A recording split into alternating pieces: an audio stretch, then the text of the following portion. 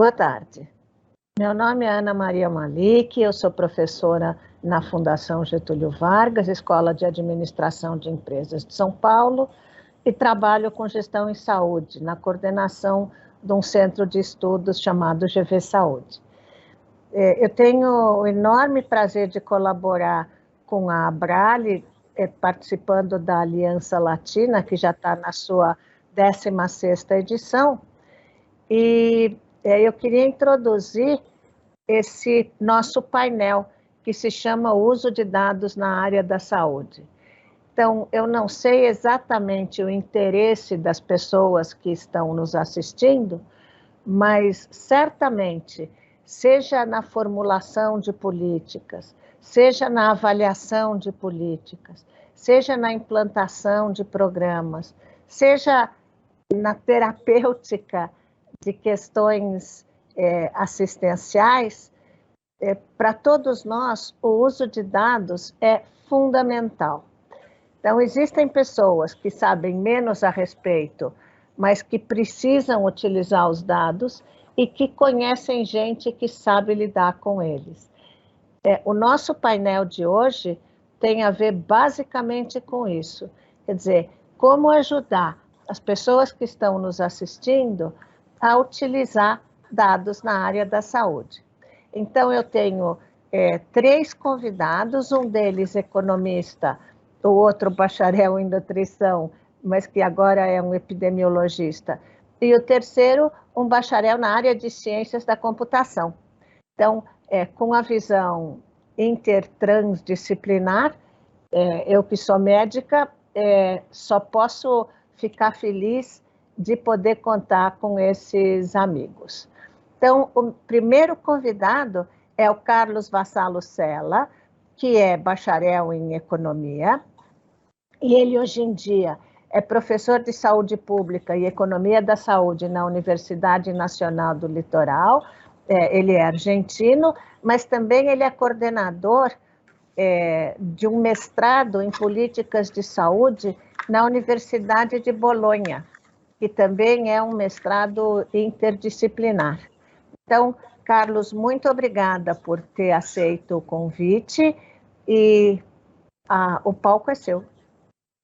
Bueno, muchísimas gracias, Ana María. Muchísimas gracias por la invitación a la 16 jornadas de Alianza Latina. Auguro que será seguramente una jornada plena de debates y de discusiones. A pedido de Ana María, yo voy a presentar el enfoque sobre los datos en el área de salud. Permítaseme primeramente abordar el contexto regional en donde nosotros vivimos, en Latinoamérica, que atraviesa una situación difícil desde el punto de vista sociosanitario, y donde justamente la revolución digital a la que estamos asistiendo puede ser una respuesta importante para poder cerrar algunas brechas. Tenemos 274 millones de habitantes sin seguro de salud, 125 millones sin acceso permanente, 17% de nacimientos sin atención, 120 millones que no utilizan servicios por razones económicas, 152 millones de personas que carecen agua potable y saneamiento, problemas de desempleo, tasa de pobreza, pero asumamos que muchos de estos problemas pueden ser resueltos fundamentalmente con la conectividad y con las posibilidades que nos dan los medios y los desarrollos de las redes y de las tecnologías actuales. Entre el 2014 y el 2015, los niveles de cobertura de la población, si bien fueron altos para los países estudiados, 98% en Chile, 95% en Uruguay, Colombia 90%, Estados Unidos 80%, y así, de acuerdo con el estudio de la OPS del Informe de las Américas del año 2017, sin embargo, los niveles de cobertura no siempre coincidieron con las tasas coincidieron con tasas elevadas de utilización, tanto de las consultas de atención de la salud preventiva como con las tasas de personas que informaban barreras de acceso.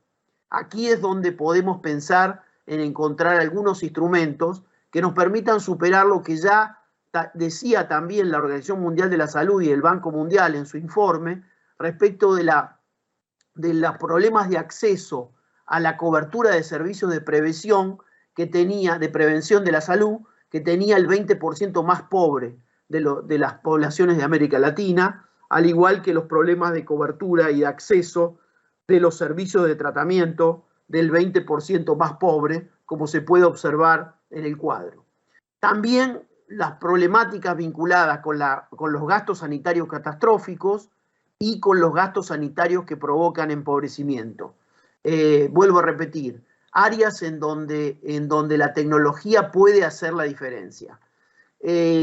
Aquí tenemos una declaración de la OPS, del Consejo Directivo del Comité Regional de la OMS para las Américas, en donde se afirma de que tenemos plena conciencia de que la salud universal no se podrá alcanzar si los sistemas de salud continúan estando fragmentados y segmentados y si las personas se siguen viendo obligadas a adquirir servicios para poder abordar sus necesidades de salud.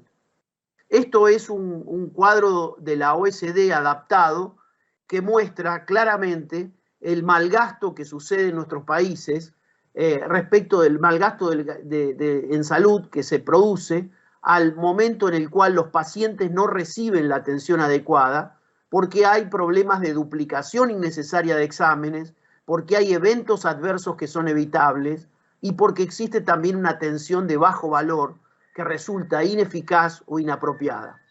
También existe malgasto cuando se puede obtener los beneficios con menos recursos, como es el caso de los insumos que se descartan, o los insumos que se compran con sobreprecio, o los insumos innecesariamente caros, que también terminan desviando recursos de manera innecesaria. Otra de las fuentes del malgasto es el desvío de recursos de la atención del paciente hacia el malgasto administrativo o el fraude, abuso y corrupción. Un poco algunas de las causas que muestran la importancia que podría llegar a tener introducir, como está sucediendo en el mundo, la revolución digital. Estos son los índices de acceso y calidad de la atención médica, que mide fundamentalmente el nivel de accesibilidad y la calidad de los sistemas de atención médica, basándose en las tasas de mortalidad de 30 enfermedades curables o cuya mortalidad es sensible a tratamiento médico. Aquí observamos también un problema en nuestros países de América Latina comparado con los países más desarrollados. No solo las nuevas tecnologías son responsables del incremento del gasto en la atención médica, sino que tenemos también un problema con tratamientos que están por encima de las necesidades y problemas administrativos. Entre el 21 y el 34% del gasto corresponden a procesos o servicios que no aportan valor en términos de salud ni de calidad de vida. Hay un 70% de pacientes con leucemia, linfoma y mieloma múltiple que son diagnosticados en etapas avanzadas. Las mujeres con diagnóstico precoz de cáncer de mama tienen una probabilidad del 78% de sobrevivir al menos 5 años, que resulta inferior al 85% en los países de la OCDE. Para el cáncer de colon es del 52% y para el cáncer de recto del 46%, que son inferiores al 62 y 61% respectivamente de supervivencia en los países de la OSD. El cáncer de cuello uterino en Latinoamérica fue del 60%. También mostrando un poco los problemas y las barreras que se pueden observar en América Latina respecto de los niveles de aceptabilidad, de acomodación, de cobertura, de contacto, de disponibilidad, de accesibilidad financiera y de accesibilidad geográfica, en donde muestran los quintiles de menores ingresos, los problemas que tienen básicamente para acceder. Cuando se define la discusión sobre la meta de la cobertura universal que promueve la Organización Mundial de la Salud y la OPS, en realidad para poderla alcanzar yo voy a requerir un proceso de transformación digital urgente pero una transformación digital que sea equitativa e inclusiva de los sistemas de salud de los países de ingresos bajos y de ingresos medios. Una ampliación del uso de las herramientas tecnológicas, historia clínica electrónica, sistema de información para la gestión sanitaria, telemedicina, epidemiología digital. La pandemia se ha servido para algo, ha sido fundamentalmente para potenciar estos instrumentos, básicamente para poder ampliarlo al uso de la población y para poder romper esas barreras. Se habla en Estados Unidos de que aproximadamente la pandemia ha permitido adelantar 10 años, un proceso que de una u otra manera iba a llegar. Quiero tomar la frase de Stewart Brand, que es un informático, que él planteó en su momento, en los años 70, puedes intentar cambiar la cabeza de la gente, pero eso solo es una pérdida de tiempo. Cambia los instrumentos que utilizan y cambiarás el mundo. Me parece que es parte de lo que estamos viviendo, y hago referencia a un excelente novelista, escritor como Alessandro Barico, cuando dice que muchas veces respecto del avance tecnológico estamos perdiendo mucho tiempo haciendo preguntas o teniendo dudas que retrasan una verdadera revolución en nuestra estadía en el mundo, una revolución que tanto necesitamos, y la crisis sanitaria ha demostrado el real rol de la tecnología, que es fundamentalmente mejorar la vida. Esta explosión de tecnología se da también de la mano de una cantidad de datos, sobre todo en el área de salud, que son claves y fundamentales para que esas tecnologías se puedan expresar. Las tecnologías digitales y los datos de alta calidad pueden acelerar fundamentalmente el proceso de equidad sanitaria, dado que los sistemas sanitarios se pueden hacer de esta manera mucho más fuertes, más eficaces y más sensibles a las necesidades, ¿no? La importancia de mirar la equidad y tratar de compensar algunas profundas desigualdades que existen dentro de nuestras sociedades. La salud digital, y siempre es bueno recordarlo, no es un fin en sí misma, sino que en realidad es un instrumento que, aplicado a la cadena de valor de los sistemas y servicios de salud, produce y genera la transformación digital que el sector necesita para poder mejorar la calidad, la eficiencia y la efectividad de los sistemas de salud. Todos ellos imprescindibles para la sostenibilidad del mismo sistema. Esa transformación digital necesita de alguna manera tener una gobernanza, necesita también un rumbo, necesita una dirección y necesita una coordinación. Esa coordinación de los retos y estrategias que tienen los sistemas sanitarios, con el liderazgo necesario para poder hacerlo, vinculado con los intereses y derechos de los pacientes y de los destinatarios del servicio, y acompañando también con la legislación este proceso de cambio y de transformación. Como decíamos antes, y es motivo de esta charla, los datos son el insumo básico que necesita un sistema de información. Datos que en algunos casos son datos personales, datos no personales, datos sanitarios y datos no sanitarios, pero datos que en definitiva tienen que tener más que importancia desde lo cuantitativo, porque en realidad los datos no nos faltan, tenemos muchas veces muchos datos, sino apuntar básicamente a lo cualitativo. La gestión de los datos tiene que estar basada en los derechos, en la fiabilidad y en la representación, que resultan cruciales para el proceso de transformación que necesita el sector. Entonces, volviendo al tema, hoy justamente en una conversación con el ministro de Salud de la Ciudad de Buenos Aires, hablábamos respecto de este tema. El valor del dato reside en su calidad y no en su cantidad. Y me refería a él que con motivo de la pandemia, la falta de declaración de los eventos adversos, o mejor dicho, el relevamiento de los eventos adversos en función de la declaración de las personas, iba desde un 3 a un 5%, lo cual parecía una cifra en términos bastante insuficiente.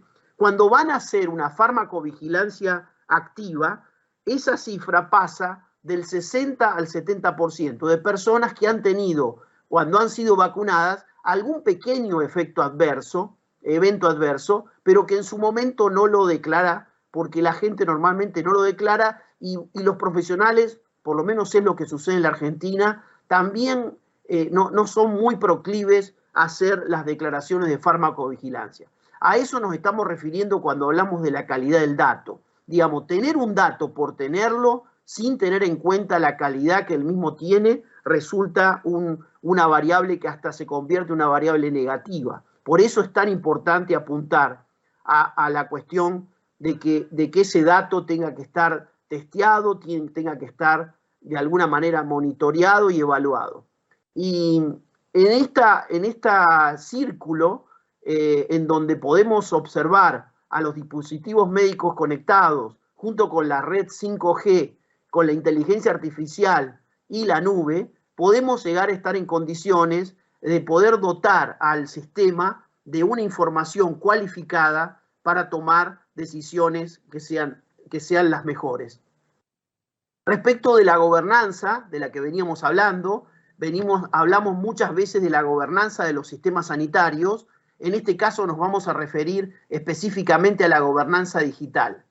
La gobernanza se define como un arte o una manera de gobernar que se propone como un objetivo para lograr el desarrollo económico, social e institucional duradero, promoviendo justamente un sano equilibrio entre el Estado, la sociedad civil y el mercado. En cambio, cuando nos referimos a la gobernanza de la salud digital, estamos hablando del ejercicio de la autoridad política, administrativa y técnica para la gestión de todo aquello que está relacionado con el sistema de información de salud y de todo lo relacionado con el sistema sanitario propiamente dicho. Estos son los actores que participan de este proceso de gobernanza, en donde tenemos en el medio a los ciudadanos que tienen básicamente que defender sus derechos y participar de forma activa en la toma de decisiones que los afectan, porque en realidad los datos son de las personas y entonces tienen que tomar verdaderamente conciencia de esta situación. Los gobiernos tienen que definir las estrategias y los objetivos. La gerencia general del sistema de salud tiene que liderar y llevar a la práctica las iniciativas. Los hospitales tienen que involucrarse y hacer participar fundamentalmente al personal sanitario, que resulta clave para el testeo y para el análisis y para la mirada muy específica. No hay nadie más con mayor conocimiento que el personal sanitario respecto de cómo se tiene que evaluar y controlar esa información. Y finalmente los profesionales del sistema de salud, que tienen que involucrarse en la toma de decisiones para asegurarse que, por un lado, el sistema de información aporta valor tanto al desempeño como a la asistencia de calidad que van a brindar. Bueno, los datos de la salud suelen pasar por varias etapas en el ciclo de vida. Ustedes saben, recopilación, almacenamiento, uso, análisis, difusión y eliminación. Aquí lo que vemos con preocupación es que hay de parte de la población y de los individuos poca o nula conciencia de lo que ocurre con los datos de salud. Y por otro lado, no existen todavía puntos de referencia, normas directrices, reglamentos y políticas globales o nacionales aceptados para poder regular eficazmente los variados aspectos de los datos en salud. Y aquí tenemos que evitar el uso indebido de los datos, reducir la falta de uso de los datos y subsanar las deficiencias en torno a aquellos datos que nos pueden estar faltando. En consecuencia, el desafío es ir hacia una gobernanza global de los datos en salud que implique añadir una dimensión adicional a nuestras subjetividades humanas. Ser humano hoy en día no tenemos que perder de vista que también significa ser un conjunto de puntos de datos. En consecuencia, la forma en la que los gobiernos de todo el mundo puedan gestionar los datos de salud nunca ha sido tan crucial como en esta era digital, y todos tenemos un papel para desempeñar para garantizar esa gobernanza global que tienda a ser inclusiva y participativa. Muchas gracias. Muito obrigada, Carlos. Eu quero dizer que acho que foi um começo excelente para a nossa sessão. Você trouxe a questão clara, por um lado, de que a América Latina é um continente extremamente diverso e heterogêneo, como são dentro deles a grande maioria dos nossos países, e aí você nos trouxe o olhar da tomada de decisões política na área da saúde, né? Eu me lembro quando, como profissional da saúde, quando eu estudei, né, faz tempo, você media a pressão arterial ou a temperatura de um paciente no hospital, e o profissional que fazia isso dizia, não, eu não posso dizer para você quanto está a sua pressão ou sua temperatura. A pressão e a temperatura são dele, por favor, né? Então, hoje em dia, pelo menos isso não é mais um dado tão secreto, pelo menos o cidadão pode saber o que está acontecendo com ele, mas na visão macro, o mundo inteiro, quer dizer, da Europa até os países menos desenvolvidos, nós estamos vivendo a legislação que tenta controlar um pouco o que acontece com os dados em saúde. Ou os dados das pessoas, desculpa, em saúde é só uma consequência. Então, muito obrigada. E agora eu vou passar a palavra para o Alessandro Bigoni. Desculpa, o Alessandro. Então, ele, para todos os efeitos, é um epidemiologista. Ele está terminando o doutorado dele na Faculdade de Saúde Pública da Universidade de São Paulo e está passando um período como bolsista na Harvard School of Public Health, no Departamento de Global Health. Ele trabalha conosco no GV Saúde, até porque é absolutamente impossível, como vocês viram pela apresentação do Carlos, não usar dados de epidemiologia para tomar decisões na nossa área. Então, Alessandro, o palco é seu. Muito obrigado, Ana. Tudo bom?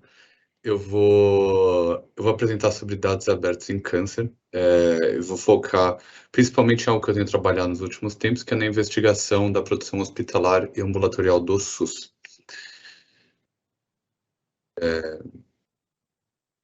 Os objetivos da apresentação é introduzir alguns conceitos gerais de registros hospitalares e ambulatoriais no Brasil, passar para vocês também onde encontrar os dados, como trabalhar com esses dados de maneira básica, né?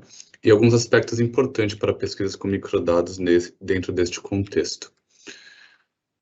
Bom, a nossa grande base de dados é o DataSUS, né? E o DataSUS é o compilado dos dados na área de saúde no Brasil, onde temos acesso aos microdados e, no caso da produção hospitalar e ambulatorial, se dá através de dois sistemas de informação, que é o Sistema de Informação Hospitalar, onde a gente trabalha em grande maioria com os arquivos RDs, que são os arquivos reduzidos, e os sistemas de informação ambulatorial, onde tem três tipos de arquivos, né, três compilados de arquivos de interesse, que são aqueles da produção ambulatorial, e aqueles da quimioterapia e da radioterapia. Aqui é uma pegada do fluxo mais geral do que acontece dentro do DataSUS dentro do sistema até chegar no DataSUS. Eu vou entrar com mais detalhes, mas o importante aqui eu espero que vocês estejam vendo o pontinho, de que existe a entrada do cidadão, né, no estabelecimento de saúde, aqui representado pelo CNES, que é o número do Cadastro Nacional de Estabelecimentos em Saúde. E existe um registro desse paciente, do procedimento que vai ser realizado nesse paciente, e esse pedido é processado de formas diferentes, dependendo de sua via, e encaminhado para o DataSUS até a base de dados e disponibilizado de forma digital. Quanto ao sistema de informação hospitalar, o principal instrumento de registro é o documento que a gente chama de AIH, que é a autorização de internação hospitalar. Aqui está o exemplo da IH, como vocês podem ver, ela compila uma grande quantidade de informações, não só a respeito do estabelecimento, nessa primeira porção, como da identificação do paciente, e principalmente do procedimento e das condições que levaram à necessidade desse procedimento. O fluxo da IH dentro do sistema é que, uma vez que existe o laudo, ele passa pelo hospital dentro do hospital de emissão ou do hospital que vai fazer o procedimento, que nem sempre é o mesmo, passa por um processamento, mas a gente vai focar aqui nessa última fase, que é uma vez que ele entra dentro da base de dados, passa para o DataSUS, vai para o Banco de Dados Nacional, até disseminação, que é onde a gente consegue acessar esses dados. Bom, a gente falou sobre o sistema de informação hospitalar. O sistema de informação ambulatorial ele é um pouco diferente. Ele tem diversos instrumentos de registro. Esses 5 são os principais, que é o boletim de produção ambulatorial consolidado, o boletim de produção ambulatorial individualizado e a APAC, que é a autorização de procedimento ambulatorial de alta complexidade. As RAS, ADs de atenção domiciliar e as RAS PSI da atenção psicossocial são menos usadas no nosso contexto. A gente, procedimentos de câncer tendem a focar principalmente nessas 3. É importante frisar que a BPA e a PAC existem 2 diferenças principais. A BPA é que ela não exige a autorização da Secretaria de Saúde para o procedimento ser realizado, enquanto a PAC exige uma autorização. E a diferença entre a BPA-C e a BPA-I, como vocês podem imaginar pelo nome, é que o BPA-C é um agregado de procedimentos, então é uma via que compila uma grande quantidade de procedimentos, seria o equivalente a medir a pressão de 120 pessoas e ela é computada a partir em uma BPA só, ou no caso da BPA-I, do ambulatorial individualizado, é um procedimento que diz respeito a um indivíduo só. Bom, esse é o caminho para eles chegarem, mas como é que a gente acessa? Existem alguns jeitos de acessar esses dados. O mais conhecido, o começo, né, o primeiro que a gente geralmente tem contato é o acesso via navegador, usando o Tabnet do DataSUS, onde a gente consegue selecionar o tipo de arquivo que a gente quer, o dado e o tipo de base, no caso aqui é o SHSUS, os dados e a da IH reduzida. Entretanto, existe um jeito que é um pouco mais utilizado pelo pessoal da ciência de dados, é o jeito que eu mais utilizo, que é através do FTP. O DataSUS ele disponibiliza todos os seus microdados dentro de uma base acessível a partir do computador, que pode ser baixada a partir do browser ou não. E essa pasta, né, que é muito similar a uma pasta de um computador, que a gente acessa dentro do nosso sistema, ela tem esse caminho, que é a pasta de disseminação. Dentro dos arquivos públicos, você tem as pastas do CIASUS, do SHSUS, e pastas referentes ao período que ele diz respeito.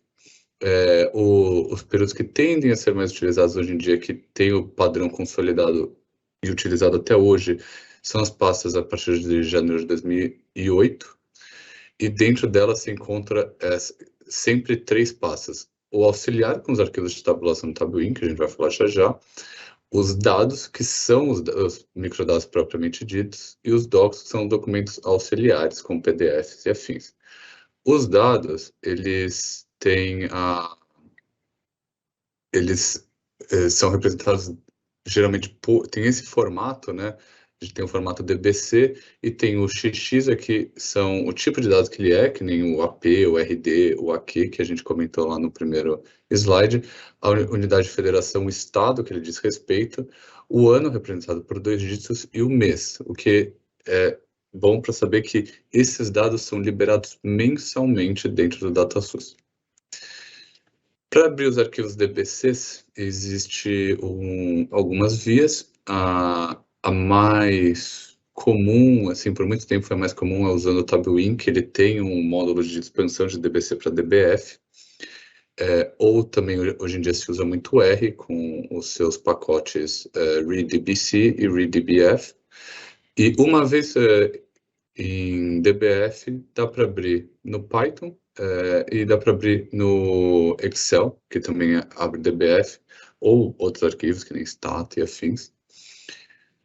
Existem também meios de acesso direto, através de plataformas como essa da Fiocruz, da Plataforma de Ciência de Dados Aplicados à Saúde, o PCDAS, ou até mesmo pacotes consolidados como o PySUS para o Python, e também existem pacotes para o R que fazem isso.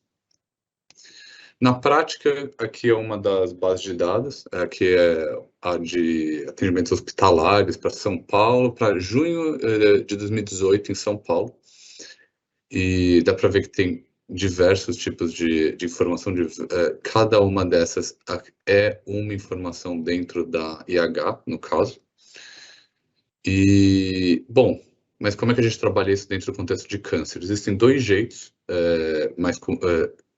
tendem a ser utilizados. O primeiro é básico, né, filtrar pelos códigos da CID, que é referentes a câncer, mas também existe a opção de filtrar através de códigos de procedimentos. Entender o sistema de procedimentos das bases é de extrema importância para conseguir trabalhar com esses dados. Quem gere a tabela de procedimentos é a tabela de CIGTAP, do Sistema de Gerenciamento de Tabelas de Procedimentos e Medicamentos do SUS. Aqui é um exemplo, né, de como buscar esse procedimento, e esse procedimento segue essa lógica de nomenclatura, onde você tem o grupo, o subgrupo, a forma de organização e o procedimento em si. Então aqui a gente tem um exemplo de um grupo são procedimentos cirúrgicos, o subgrupo procedimentos cirúrgicos em oncologia, a forma de organização sendo em mastologia, e aqui tipos diferentes de procedimentos diferentes dentro deste agrupamento principal. Entretanto, para trabalhar com esses dados, algumas coisas é necessário levar algumas coisas em consideração. Primeiro, que esses procedimentos evoluem, então existe procedimentos entrando, procedimentos saindo. A mudança de códigos de procedimento em si são relativamente raras, mas acontecem.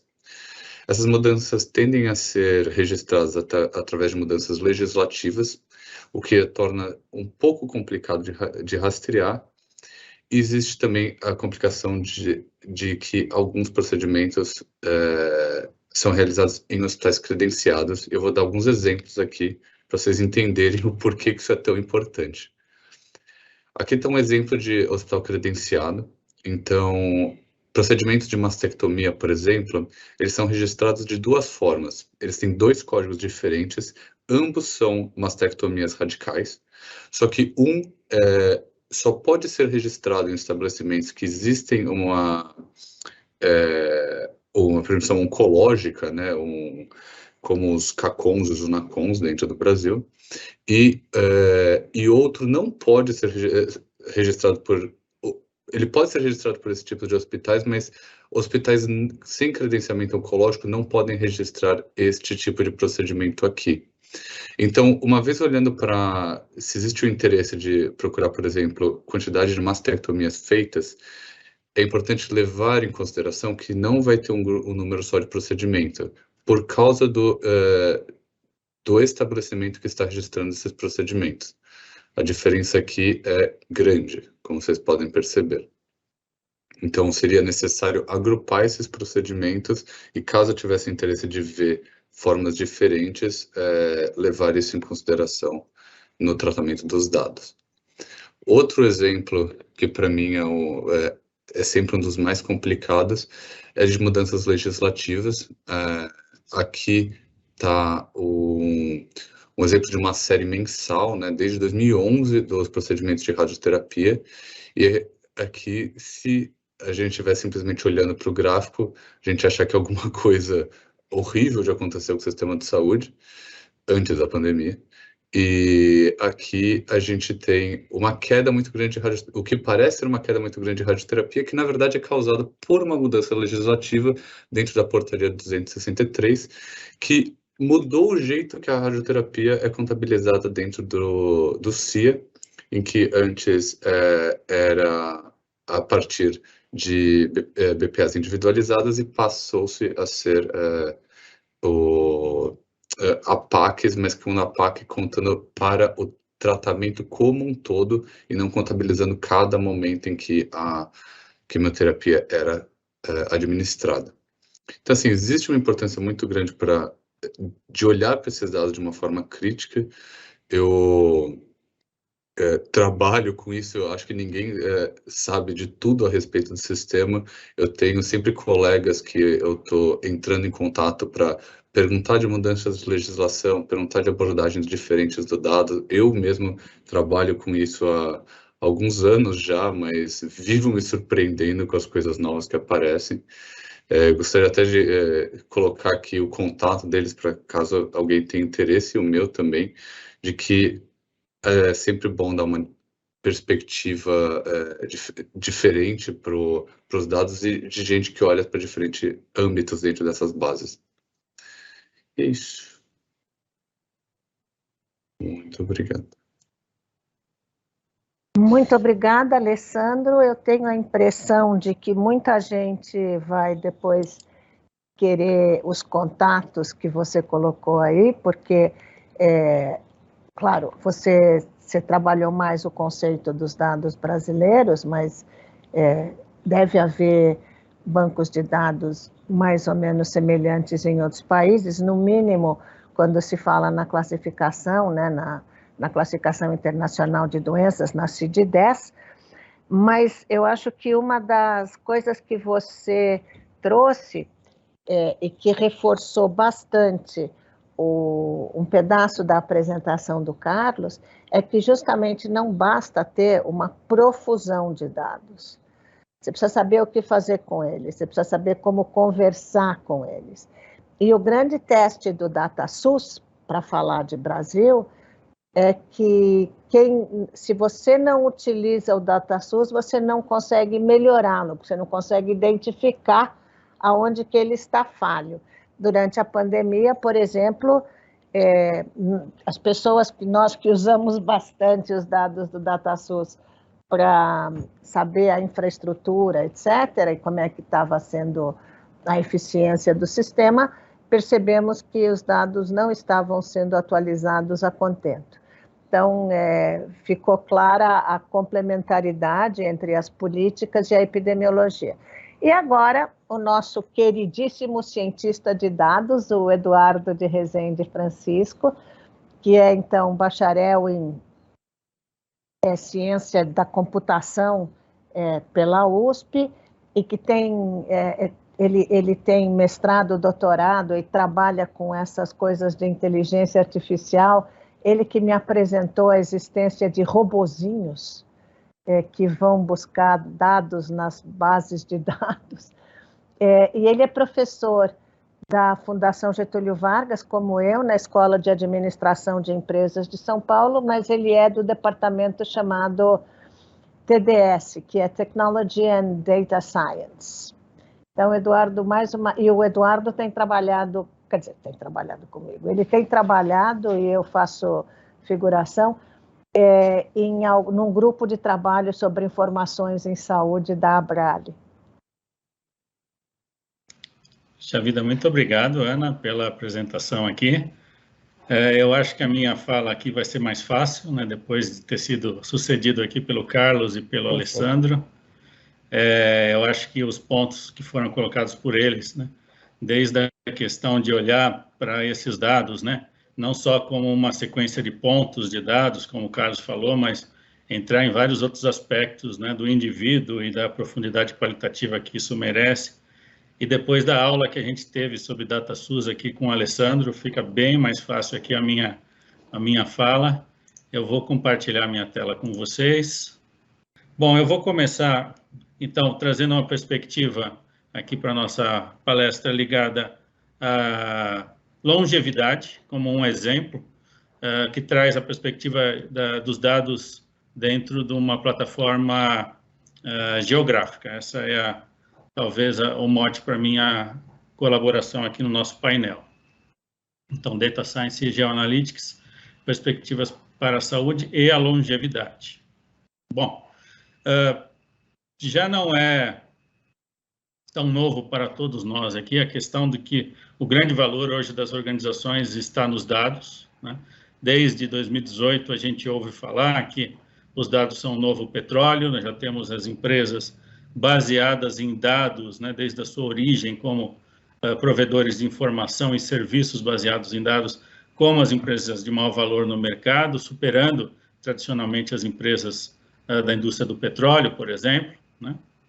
E Big Data, talvez seja um dos primeiros termos que tenha surgido nesse contexto, nada mais é do que dados em grande volume, como o próprio nome quer dizer, mas muito mais do que isso. Segundo a AMC, dados e processos que envolvem volume ou escala, mas principalmente distribuição, diversidade e velocidade de criação. Então, essa é a grande novidade que a gente tem à disposição de alguns anos para cá. Dados disponíveis com uma necessidade analítica cada vez maior, dados em grande volume e dados distribuídos que trazem uma competência de organização de dados como cada vez mais importante para que a gente possa utilizá-los e com isso gerar valor antes ou gerar valor em tempo suficiente para que a decisão possa contar com eles. O tal do Big Data, ele vem sendo conhecido já de uns anos para cá, a partir das suas dimensões, dados com grande volume, como o próprio nome quer dizer, dados bastante variados, em estrutura, em dimensões, trazendo perspectivas de assuntos que até então não eram talvez imaginados no dia a dia das análises que baseiam as decisões, e dados com uma velocidade cada vez maior e principalmente não controlada. Então, isso aqui é a essência do Big Data, e com outras dimensões que cada vez se tornam mais relevantes, como também descritores dessas informações, de maneira geral. Bom, uma outra perspectiva que eu queria só trazer, sem aprofundar muito agora para nós, é uma revisão desse posicionamento, uma visão talvez mais recente, de uns 5 anos para cá, trazida pela Datapop Alliance, na figura do Emmanuel Letouze. Ao invés de olhar para esse Big Data como um conjunto de dimensões mais técnicas, volume, variedade, velocidade e outros, a gente olhar sob a perspectiva utilitária. O que nós temos, afinal de contas, à disposição? Qual é a responsabilidade de cada stakeholder, de cada shareholder dentro desse contexto? Então, a gente olha para o Big Data como se fosse uma grande cebola, em que nós temos dimensões que se complementam. Desde a dimensão inicial, onde nós temos os dados representados aqui por essa dimensão crumbs, que são migalhas ou migalhas digitais, todo o rastro digital que nós temos de informações sobre nós. Por exemplo, o DataSUS, como o Alessandro bem colocou, é um grande exemplo de um repositório muito importante de dados. Que capacidades analíticas eu devo ter para poder ter acesso a esses dados e transformá-los em valor em última instância? E qual é o papel das diversas entidades dentro de uma grande comunidade, dentro desse contexto? Bom, os dados, que eu estou chamando aqui de migalhas digitais, se organizam em diversas dimensões, né?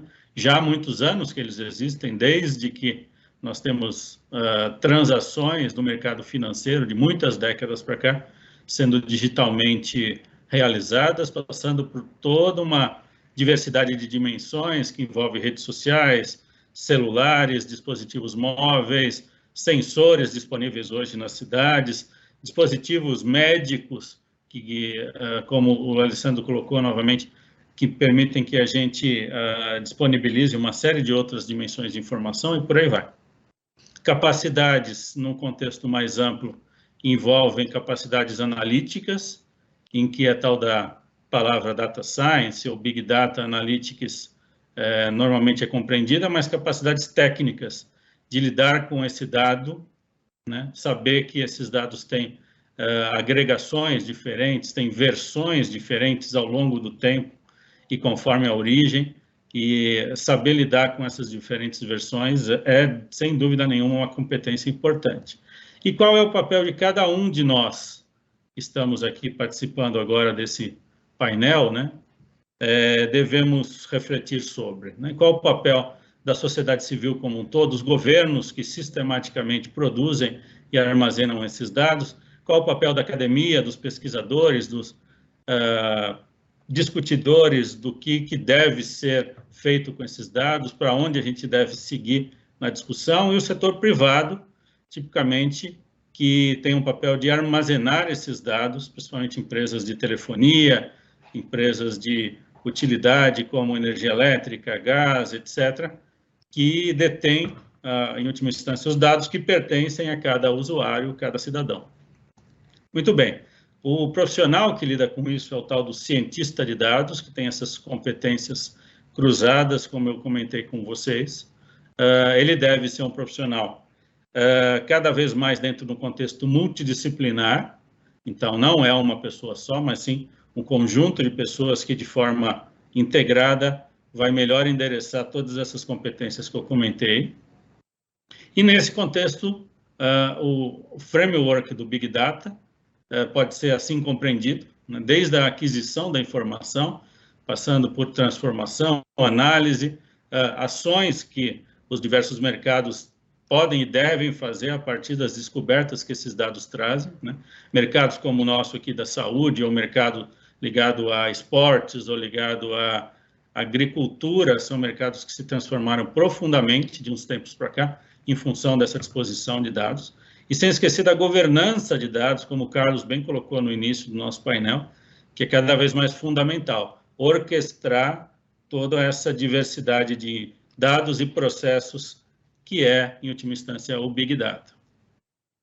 Essa versão, que vale a pena citar aqui, que compreende tudo isso que nós estamos falando, só que de quase 10 anos atrás. Se a gente trouxer para dias de hoje, esse grande painel só cresceu, né? O que a gente pode chamar de Big Data hoje tem novos nomes, inteligência artificial, ciência de dados, mas o importante é saber que ele cada vez mais se torna complexo, novos players, novas dimensões de informação, e a gente tem que ter a consciência de que esses dados existem e devem ser consumidos e produzidos de forma organizada. E daí entra a perspectiva geográfica. Dada essa multidão de dados, eu trago uma perspectiva importante para vocês aqui, né?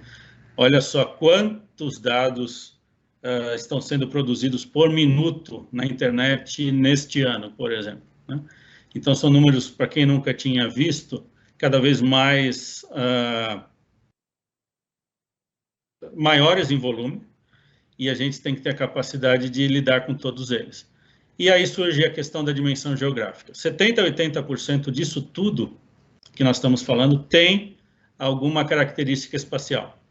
70% a 80% das informações disponíveis nesse grande Big Data, elas têm na pergunta onde, uma das perguntas mais importantes para você tomar uma decisão. Onde está o meu cliente, indivíduo, cidadão? Onde está o meu concorrente? Para onde eu devo expandir a minha operação? Onde eu tenho déficit de equipamentos públicos da área da saúde? Onde eu tenho maior vulnerabilidade social ou educacional? E onde eu devo posicionar os meus serviços para melhor atender o meu público? E por aí vai. Nesse contexto, surge a possibilidade cada vez mais importante de você analisar esses dados todos sob a perspectiva geográfica, já que é a dimensão geográfica que permite que a gente integre as informações que não foram, talvez, planejadas para serem integradas. Por exemplo, um estudo que nós fizemos aqui na Fundação Getúlio Vargas, que vem sendo revisitado à medida que dados censitários são disponibilizados, no Brasil isso ocorre a cada 10 anos, você, por exemplo, tem um indicador de renda baseado em consumo de energia elétrica, permitindo que dados de consumo de energia elétrica que realmente se parecem muito com renda, conforme esse estudo que eu estou apresentando aqui para vocês, permitam que a gente tenha indicadores alternativos de renda, uma vez que dados de consumo de energia elétrica nessas pequenas unidades que vocês estão vendo aqui no mapa, que é o município de São Paulo, que está aparecendo, São dados que estão disponíveis a cada mês, por força do serviço da empresa de distribuição de energia elétrica, coletar esses dados, faturar os seus clientes, enquanto que dados de renda são dados que, nessa granularidade, são coletados tipicamente a cada 10 anos só, quando surge o censo demográfico, e, em particular, agora, com essa demora, esse atraso de 2 anos, que vai ser o censo demográfico brasileiro, que vai ser realizado só em 2022. Muito bem. A perspectiva geográfica permite essa integração de dados, em última instância, né? Integrar esses dados todos em prol de você melhor visualizar os dados e melhor analisá-los por força de relações que surgem a partir dos dados convivendo no ambiente geográfico, é o que a gente consegue agregar, em última instância, a isso tudo, né? Dando uma visão bastante completa do que nós estamos chamando de Big Data ou Big Data Analytics. A partir de uma visão integrada desses dados, a gente consegue tomar melhores decisões que vão propiciar que novos dados ou novas informações a partir das decisões tomadas surjam. Esses dados são integrados a esse ambiente e isso retroalimenta esse grande repositório e isso vira um ciclo cada vez mais virtuoso de integração de dados, né? E a perspectiva da longevidade que eu queria trazer para vocês é uma oportunidade dentro de projetos de pesquisa que a gente está desenvolvendo aqui na Fundação Getúlio Vargas, né? A pandemia trouxe a oportunidade e trouxe talvez protagonismo para a questão da longevidade, né? Era uma população tipicamente invisível até então, e com a pandemia, várias questões ligadas à longevidade foram deflagradas e se tornaram cada vez mais prioritárias, né? O impacto disso na sociedade como um todo, na economia, na aposentadoria e por aí vai, é o que permite que a gente veja com mais carinho e a perspectiva geográfica permitindo essa integração disso tudo, né? A expectativa de vida mais do que dobrou em alguns anos para cá, estamos falando aí de 34 para 76 anos de expectativa de vida da população em 100 anos. Hoje o número de idosos superou o número de crianças no mundo e outros números aqui só reforçam o que eu estou falando, né? A ponto da ONU declarar que a década que nós estamos inaugurando agora, em 2021, é considerada a década do envelhecimento saudável, dentro do século XXI, que já é o século do envelhecimento, né? Isso torna o desafio cada vez mais amplo, sob a perspectiva social, econômica e demográfica. Muito bem. Isso permite que a gente possa endereçar esses problemas como uma grande oportunidade de pesquisa, né? Há grandes repositórios e grandes oportunidades, por exemplo, no Brasil, através do Fundo do Idoso, que destina até 1% do imposto de renda para projetos que promovam direitos e atendam às necessidades da população 60 a mais. Há a figura do Conselho do Direito da Pessoa Idosa, federal, estaduais e municipais, e que, para muitos municípios do Brasil, esse conselho é inexistente ou está bastante desaparelhado. Então, talvez legitimar esse conselho seja uma oportunidade que estudos dessa natureza possam trazer, né? E a oportunidade de integrar isso na perspectiva geográfica, como eu estava comentando com vocês. Muito bem, eu quero mostrar aqui ao final da minha fala para vocês um exemplo, né, de duas plataformas em que a gente utiliza informações públicas, né, do Brasil. Uma delas é a plataforma que trabalha os dados de longevidade e uma plataforma mais de caráter geral, que pode se apropriar muito bem para as questões de saúde. Muito bem, deixa eu fazer aqui a mudança para vocês, rapidamente.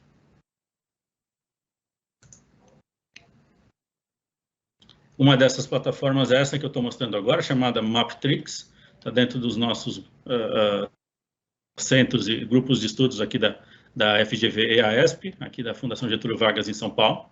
Vejam aqui um mapa, né, eu estou dando uma aproximação, dando um zoom aqui na região de São Paulo, tá? Na Grande São Paulo, em particular, para mostrar para vocês, por exemplo, dados de diversas dimensões que aparecem aqui, por exemplo, dados de localização de clínicas médicas, dados de localização de hospitais, dados de localização de laboratórios, etc, etc. E esses dados, tipicamente, que aparecem aqui no mapa para vocês, estão bastante atualizados, são dados coletados através do que a Ana comentou aqui no início, aqui uma forma bastante gentil comigo aqui, que são os tais robozinhos, que estão aí disponíveis na internet, varrendo uma série de fontes diferentes, que eu faço questão de mostrar para vocês aqui, por exemplo, à medida que eu estou abrindo aqui detalhes sobre cada uma dessas camadas, e surge a figura do DataSUS, que o Alessandro bem descreveu antes de mim, né? E o que a gente faz é, basicamente, coletar esses dados de forma automática do DataSUS, através dos diversos caminhos que o Alessandro descreveu, e essa coleta é feita de forma sistemática, de forma que cada dado na sua temporalidade, né, os dados do DataSUS são mensalmente atualizados, e dados de outras origens, como Receita Federal, aqui no Brasil, são atualizados diariamente, e esse mapa reflete, talvez, quase que o tempo real. A gente poderia dizer que esse mapa tem uma defasagem de, no máximo, 7 dias, via de regra, para a maior parte desses dados. E integrar essas informações dentro de uma plataforma como essa, permite que você veja relações que o mapa traz, que qualquer outro artefato visual não traria, né? Então, será que esses equipamentos estão onde deveriam estar? Como é que isso vem evoluindo ao longo do tempo? É outra visão que a gente pode analisar por aqui. E, só para terminar, eu trago também uma outra plataforma, que é a de saúde, mais ligada à longevidade, que é uma plataforma chamada Longeviver. Eu vou trazer o nome de uma cidade aqui. A gente havia conversado aqui, os palestrantes, um pouco antes de começar, e eu usei o exemplo aqui de Arapiraca, a partir de uma provocação, mais uma vez aqui, da professora Ana Maria, como um exemplo, tá? Então, qualquer município do Brasil permite uma visão como essa que vocês estão vendo agora, né? Aqui o mapa é um coadjuvante importante. Aqui você tem uma ferramenta que é para o gestor de assistência social ou assistência em saúde e o gestor de saúde, o secretário municipal, o secretário estadual, que quer ver, por exemplo, o município de Arapiraca, que é esse em destaque aqui no mapa, dentro da mesorregião, é um conjunto de municípios que tradicionalmente são agrupados por similaridade aqui no Brasil. Mais recentemente, o IBGE, que é quem organiza todo esse arsenal de regiões no Brasil, reconstruiu as meso- e micro-regiões e passou a chamá-las de regiões intermediárias e regiões imediatas, mas o princípio é o mesmo, é um conjunto de municípios similares, em que Arapiraca aqui está, por exemplo, e todos os dados que vocês estão vendo aqui compreendem as diferentes dimensões que a longevidade tem sido vista nesse estudo que nós estamos construindo. Então, não só um perfil de indicadores socioeconômicos, como eu posso ver aqui a quantidade de mulheres com 60 anos ou mais, por exemplo, nos diversos municípios aqui que compreende a região de Arapiraca, e ele em particular, mas variáveis ligadas ao habitat do idoso, variáveis ligadas a acesso ao consumo, cultura e educação, e por aí vão uma série de outros indicadores, em que eu posso ver indicador a indicador, todos públicos, mais uma vez, e como está o município que me interessa, dentro da região em que o mapa apresenta, dentro do estado da federação em que esse município está, e qual é o benchmark nacional na mesma categoria de município de Arapiraca, neste exemplo, tá? Então, esta é a visão que eu quis trazer aqui para vocês, tá? As dimensões todas estão aqui à disposição, inclusive os indicadores.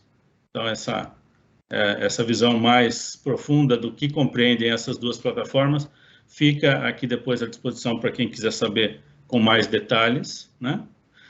E, por fim, hoje em dia, a pesquisa toda orientada à saúde, levando em conta esses indicadores, tem trabalhado muito essa visão integrada da inteligência artificial, ou Big Data Analytics, junto com essa perspectiva geográfica. Então, a gente compreende isso como uma parceria bastante promissora, né? Vários estudos mostrando que a integração de dados sob a perspectiva geográfica permite estender muito além da perspectiva utilitária da saúde, mas levando em conta estilo de vida, levando em conta uma integração com outros macroprocessos, enfim, né? E eu termino, talvez, com uma imagem bastante interessante, né? De uma biblioteca, já de muitos anos atrás, e uma imensidão de livros, né? Mostrando, basicamente, uma frase que todos nós aqui já temos consciência faz tempo, né?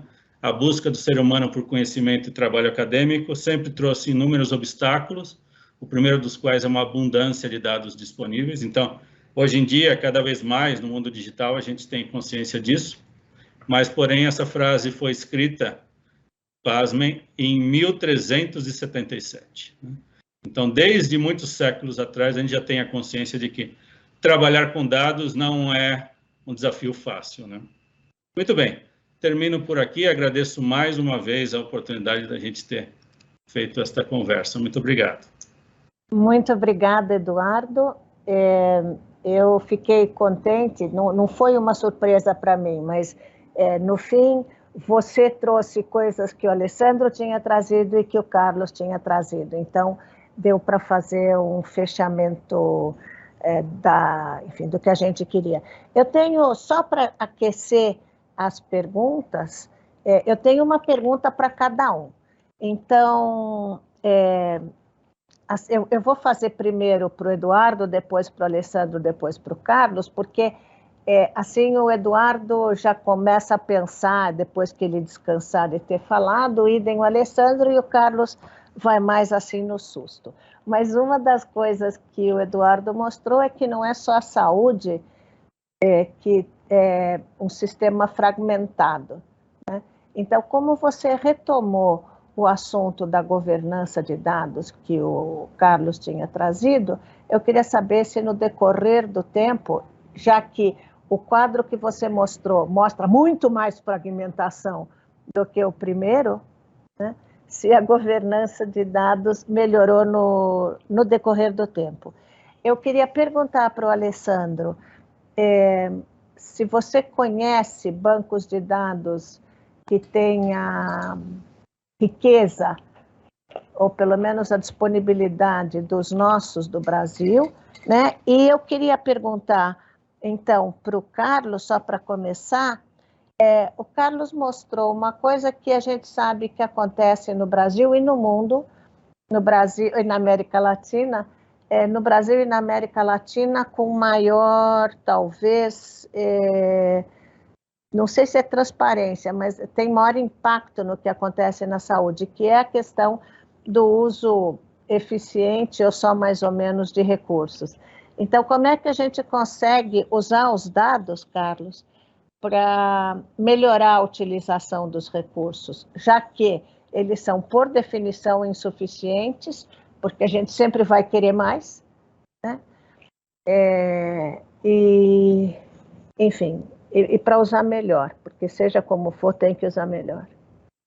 Cuando ustedes, bueno, disfruté mucho de las presentaciones y cuando las estaban presentando pensaba en la relación entre el sistema de información y la naturaleza de los sistemas sanitarios, ¿no?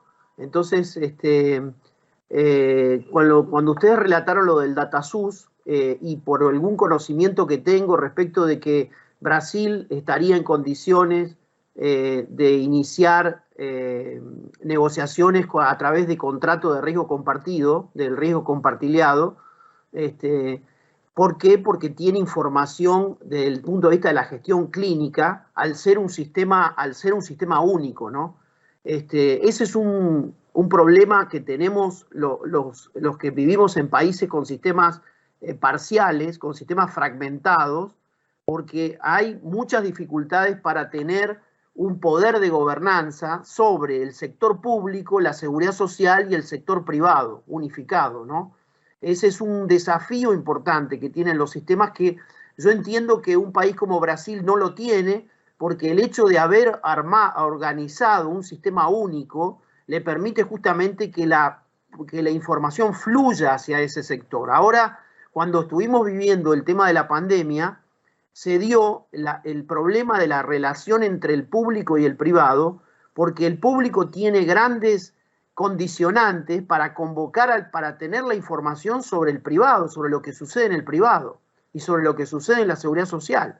No hay una fuente, una base común que permita pensar esto como un sistema, sino que son sistemas que trabajan de manera separada cada uno, ¿no? Lo cual eso, a mi juicio, dificulta fuertemente, digamos, la toma de decisiones. Y un país que, a mi juicio, avanzó en ese sentido bien, es Uruguay. Porque Uruguay, a partir de conservar ese aspecto de diversidad, de pluralismo, tiene una serie de información que la recauda a nivel central, de datos y de información que releva y que le permiten llevar adelante una política, por ejemplo, de negociación mucho mejor estructurada con los laboratorios por el tema de los contratos de riesgo compartido. De hecho, Uruguay tiene un Fondo Nacional de Recursos que tiene esa perspectiva, esa mirada, ¿no? Y logra contener al público y al privado en un esquema de gobernanza que a mi juicio es uno de los mejores que hay en Latinoamérica. No sé si contesto um pouco tu pergunta, Ana. Sim, senhor Carlos, eu acho que sim, fica claro, inclusive, e assim, a perspectiva não adianta ter o sistema, você precisa conversar com os dados do sistema. Exatamente. É a mesma coisa que, no limite, o Eduardo estava falando sobre o envelhecimento, né, a longevidade, que para algumas pessoas isso é eu costumo dizer que é a democratização da sobrevivência, mas a Organização Mundial da Saúde inventou que a partir de 1º de janeiro de 22 vai ter uma classificação para a velhice. Então, se velhice vai ser doença, eu não sei o que eu vou fazer da minha vida para me sentir saudável. Alessandro. Ana, eu desconheço sistemas de saúde tão ricos quanto o DataSUS, principalmente no quesito tempo. Assim, para falar a verdade, conheço sistemas tão ricos, mas não que sejam públicos e anonimizados que nem o nosso. Assim, gostaria muito, por favor, se alguém estiver assistindo isso e conhecer, entre em contato, manda e-mail, ia ser absolutamente sensacional trabalhar com outro sistema semelhante, mas eu só consigo pensar nos países escandinavos, né, principalmente, Alemanha também, de que tem um grande compilado de dados, mas não é público, que nem boa parte deles não é. O Brasil sempre fez um esforço muito grande de anonimizar esses dados, deixar eles públicos para os pesquisadores, só que o DataSUS é tão gigantesco e cresceu tanto em complexidade que a gente está em falta de pesquisadores que sabem navegar essa assim, complexidade, essa riqueza que acaba tendo dentro dos diferentes braços, né, do DataSUS. Obrigada. E eu acho que a questão é essa, quer dizer, precisa ter interesse nisso. Só uma palavrinha, uma vez eu estava na Suécia e eles tinham um monte de dados e tudo organizado. Aí eu perguntei, como vocês conseguem? Minha resposta me deixou humilhada. Eles falaram assim, minha senhora, nós somos uma democracia. Aqui nós temos interesse em conhecer os dados e a população também tem. Muito bem, quanto à governança de dados, o desafio é cada vez maior, né? Isso que você falou agora, Ana, resume muito bem o que é, em última instância, o desafio. Ele é cultural. Alguns países conseguem, porque é claro que a coisa pública tem prioridade, outros países nem tanto, como é o caso do Brasil. Reforço o que o Alessandro falou agora, né? Não há nada igual ao DataSUS no mundo. Eu já pesquisei por aí, é um censo em tempo real de atendimentos ambulatoriais públicos na área de saúde. Para algumas doenças em particular, você tem o censo, com uma defasagem de 1 ou 2 meses. Mas é o censo, não é uma amostra, não é uma pesquisa que de vez em quando você faz, né? Mas o Brasil é benchmark mundial em disponibilização de dados públicos de várias naturezas. Se a gente for ver o censo demográfico brasileiro, é o maior censo do mundo, mesmo do jeito que talvez aconteça o ano que vem, mas eu acho que vai acontecer bem, vai ser bem feito, apesar de tudo. Mas, ao mesmo tempo, acontecem 2 fenômenos que a gente tem que ficar atento, né? Com essa questão de Big Data Analytics, os dados cada vez mais diversos vão surgindo, o que torna cada vez mais complexa a governança. Por outro lado, a prática de uso desses dados torna a governança mais organizada, a comunidade se estrutura. Então, a gente tem que ficar cada vez mais atento para que isso aconteça sempre, né? E que a gente possa, né, como usuário dessa informação, tirar o benefício disso tudo. Então, eu vou aproveitar a presença dos nossos experts. O Carlos estava falando conosco, fora do microfone, sobre um sistema que existe na Itália. Então, eu queria saber se ele pode contar para nós rapidamente como ele é, já que nós estamos num evento internacional. Sí, muchas gracias.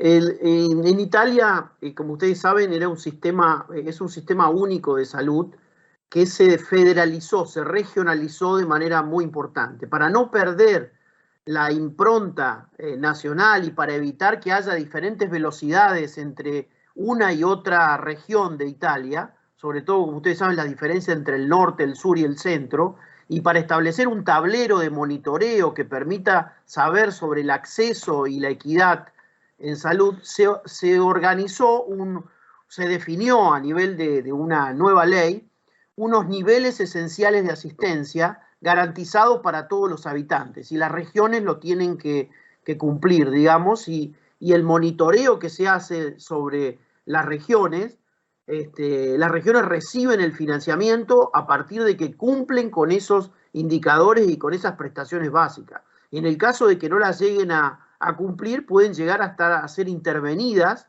desde el punto de vista sanitario. Por supuesto que eso está muy alejado de lo que son nuestros federalismos, que son mucho más fuertes, ¿no? Pero bueno, estaba pensando en eso, en las dificultades que tienen en países que son grandes países y al mismo tiempo son federales, el manejo de los sistemas de información, ¿no? Problemas que no tienen, por ejemplo, Chile o que no tiene Inglaterra, porque al ser distritos únicos tienen una concentración de la información. Estados Unidos también es testigo de esta problemática, ¿no? Bom, então, obrigada, Carlos. Eu tenho a impressão de que é um assunto para que nós da América Latina nos debrucemos um pouco em cima para olhar um pouco para isso. E, Alessandro, você que tem estudado a questão da epidemiologia e da utilização de serviços em cima do banco do DataSUS, você tem a condição, já que o Carlos acabou de dizer que na Itália, se as pessoas não preenchem satisfatoriamente, enfim, se não colocam as informações direito, né, tem algum tipo de sanção. Como no Brasil a gente trabalha basicamente com dados autorreferidos em última instância, como é que se garante a veracidade dos dados? Já que o Eduardo, entre os muitos Vs que ele colocou, estava também a veracidade. Existe, sim, com certeza, alguns complicadores, dependendo da base do DataSUS, né? A parte boa que tenta regular um pouco essa situação é o fato de que boa parte das bases do DataSUS, com exceção, obviamente, do Sinam, por exemplo, tendem a ser base de registro. Então, o que o Carlos comentou, por exemplo, dos problemas de velocidade de registro dentro do sistema, principalmente em países muito grandes, a gente no Brasil tenta regular isso, forçando o estabelecimento, no caso dos hospitais e dos atendimentos ambulatoriais, forçando o estabelecimento a registrar esse procedimento de forma a receber o pagamento pelo que ele fez. Então, se a folha de pagamento do estabelecimento, se eles quiserem complicar a folha de pagamento deles, não quiserem receber, eles precisam registrar e precisam registrar bem. O problema que isso causa isso gera o contraponto de que gera incentivos para procedimentos. Então, existe todo um complicador muito comum, principalmente em sistemas públicos e em sistemas de saúde em que se paga pelo procedimento, de você que entra em choque com o que a gente chama de High Value Health Systems, que entra em choque com a questão de superutilização e subutilização do sistema em alguns aspectos. Superutilização porque você tem procedimentos que existe um incentivo econômico para serem registrados e muitas vezes acabam sendo, né, e sendo feitos de maneira desnecessária, e subutilização de que muitas vezes por falta de acesso os pacientes que precisam de certos procedimentos não chegam ou simplesmente não são ofertados esse tipo de procedimento. A questão do autorreferenciamento assim, tende a ser mitigada pela utilização de procedimentos de registro através do nosso sistema, eu diria isso. Tá, obrigada, Alessandro. Eu estou para ver o sistema, o High Value Health System, um dia eu vou ver algum. Por enquanto eu só ouço falar, mas tudo bem. Tem uma música brasileira que fala de algumas coisas que a gente um dia vai ver. Mas eu acho que isso é importante e, na verdade, na apresentação do Carlos, ele colocou, né, a questão do overuse logo no começo. Quer dizer, os modelos de financiamento levam a alguns incentivos mais perversozinhos. E eu tenho uma questão maléfica para o Eduardo. Hoje em dia você já é da saúde, claro, mas você trafega por diversos outros setores. Então, você ainda não assumiu totalmente que você é da área da saúde. Então, você ainda tem direito de achar difícil conversar com o pessoal da saúde. Eu queria saber de você quais são as maiores dificuldades para alguém que trabalha com outros setores e que acabou chegando para nós. Qual é a maior dificuldade de conversar, além da questão do idioma? Porque o idioma saudês com o idioma informatês é mais difícil de entender do que português, espanhol, que ainda conseguem se virar em portunhol. Excelente pergunta. Realmente tem vários dialetos, né? O dialeto da saúde é um deles.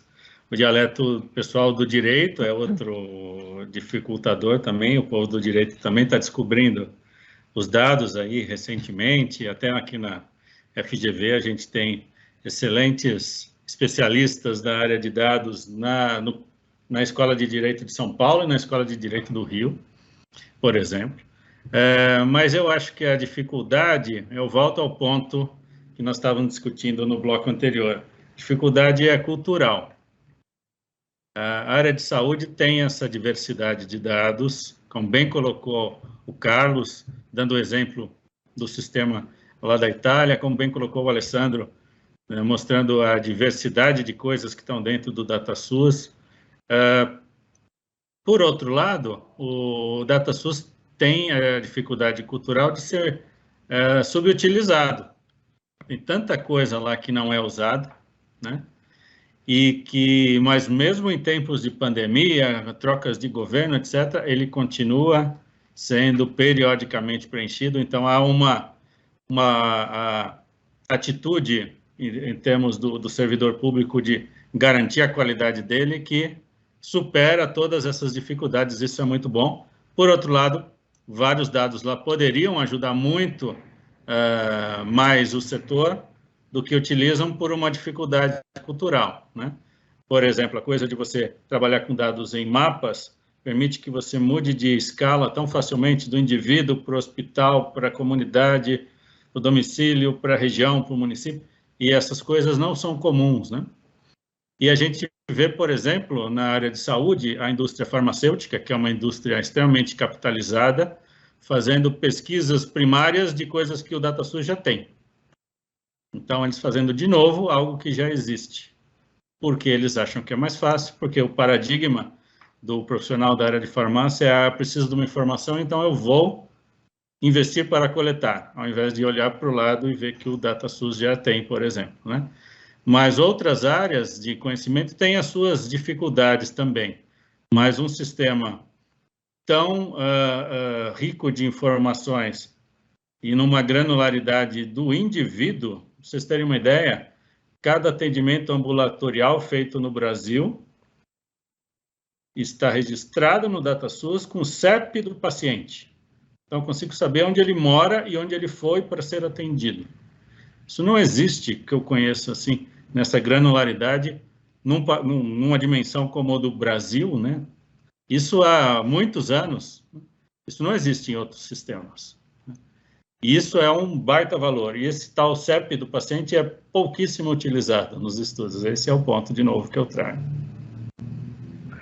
Muito obrigada. Eu acho que com isso a gente consegue identificar mais uma vez como é importante você ter essa transdisciplinaridade quando a gente discute saúde, né? Porque nós aqui falamos, quer dizer, vocês falaram com olhares diferentes e eu tentei fazer uma interpretação multicultural, mas ficou muito claro que tem que conversar mais.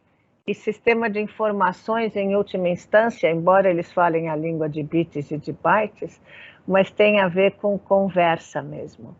Então, com isso, o nosso painel acabou se estendendo, mas eu tenho a certeza de que ele acabou sendo muito rico. Então, nós não vamos ter a sessão ao vivo, mas se as pessoas encaminharem perguntas, nós 4 vamos tentar respondê-las da maneira mais adequada possível. Obrigada pela sua atenção e vamos cuidar da saúde das pessoas. Nunca é tarde para cuidar da saúde.